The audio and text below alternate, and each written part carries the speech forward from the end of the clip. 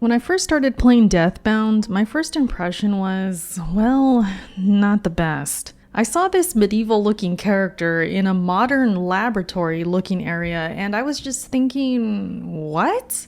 Oh boy, this might be a bad time. But thankfully, I was wrong, kinda.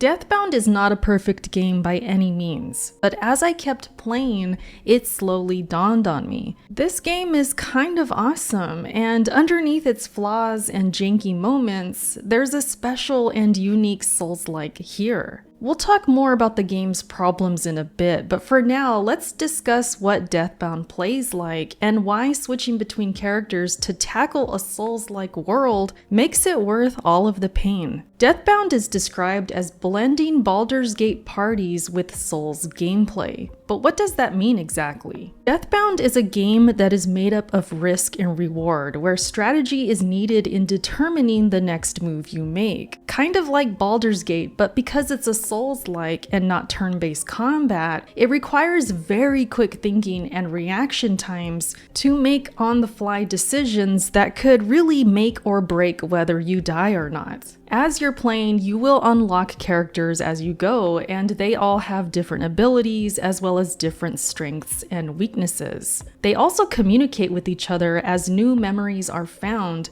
explaining why they're in limbo of death to begin with. And as they break down their individual stories and communicate with each other, these characters bring in variables such as agreeing or not agreeing on the missions at hand, or their values entirely, which affects how they interact with each other, not just by what they say, but also how they perform and work together in combat. Some of them play nicer with others, which brings benefits to the group, and then there's strategy required on which characters you bring to battle, as well as how they link to each other to cause their strengths and weaknesses to you as the player. It all starts by equipping the right characters that make a good team, but I also wanted to use the ones that fit my playstyle that I developed too. This made it a bit difficult at times, but also more enjoyable because I was still able to play to my playstyle that I like and find strategy within my team. Typically, I would have a couple tankier characters to put in good damage, a thief-like character to be fast and agile, and then a character that did poison projectiles so I could keep a distance when I needed to. And I pretty much used this combination most of the game, learning how to use them in any given situation. What makes it even more interesting is that as you execute attacks with one character, it slowly heals the ones that aren't being used. So it becomes a strategy to use the proper characters in order to heal and keep the others alive. And when you begin to take damage with one character, you have to decide on whether to keep going or to switch to someone else. And when you do switch between these characters, you can activate power moves, which are often necessary. And these happen when you build up the sync meter by landing attacks. Once that meter is full, you can dodge, attack, and then switch to another character to execute a devastating attack on the enemy. So even though it's a traditional Souls-like combat system with dodging, managing stamina, blocking and parrying, attacking with R1 and R2, there's also this other layer of management required. Thus, navigating a very Souls-like system in a world with these characters, each bringing different skills and abilities, instantly makes this Souls-like feel very unique and as a fresh take on the genre. Because yes, it is Souls-like combat and the enemy system that we're all familiar with. Losing souls upon death, managing the stamina and items, finding shortcuts and farming areas, as well as dealing with enemy mobs,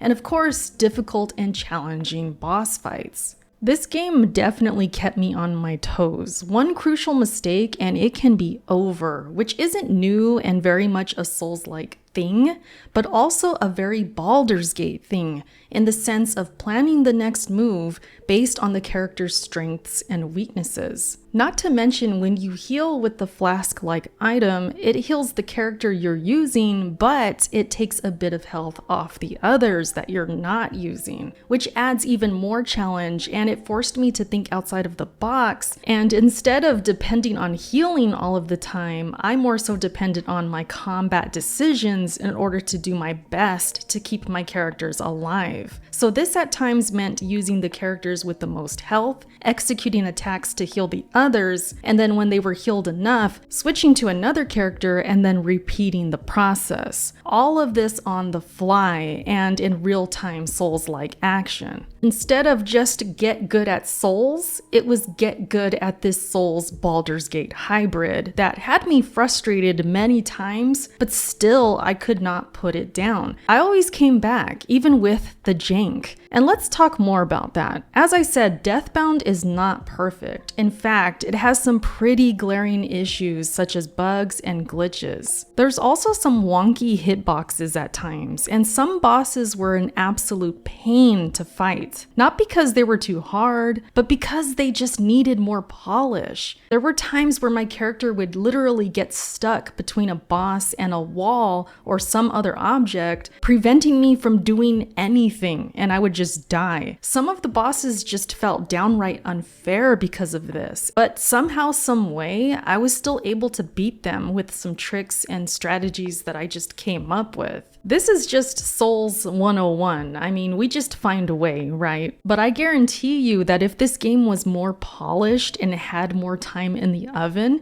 it would feel much more balanced and easier to take these bosses down. There were also times where I felt the sync wasn't working too well and the switching between characters just didn't feel fast enough, but the game would remember my inputs, so the switch would happen seconds later, just completely throwing me off. Not to mention hitting walls instead of the enemies, frame drops at times, as well as some of the mob densities just feeling a bit too chaotic. But again, I would just push through and find a way, whether that meant fighting through them or running away or just using some kind of cheese that I came up with at the time. Though the crazy thing is that I just kept coming back, like I said. The premise and satisfaction of taking down these enemies and bosses, especially because of how wonky it is at times, felt really damn good. It kept me wanting to see more too, especially when it came to the environments as they got more interesting, opening up those shortcuts, activating the game's bonfire systems,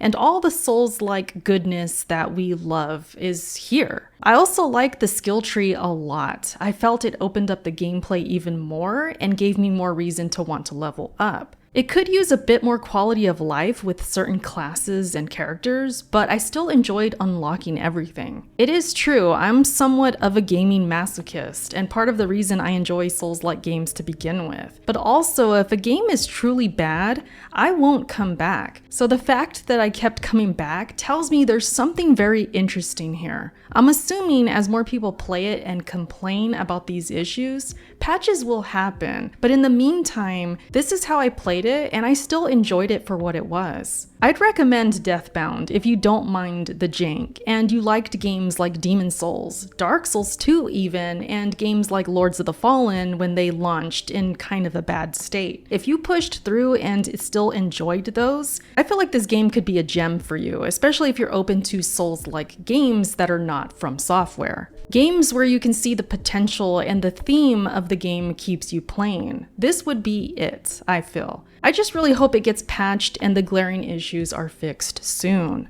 And that's my review for Deathbound, you guys. I hope you enjoyed it. Let me know if you did, and I thank you so much for watching. I will catch you in my next video. Bye.